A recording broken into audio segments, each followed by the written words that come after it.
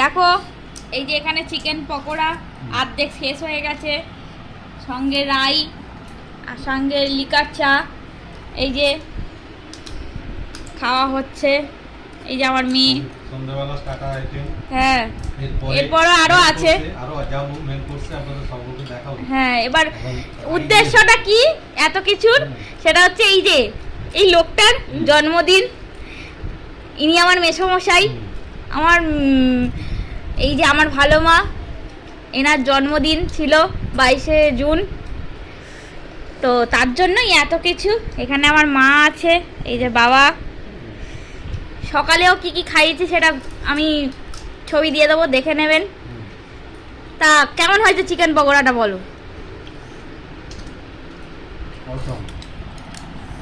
এই যে দেখো চিকেন পকোড়া।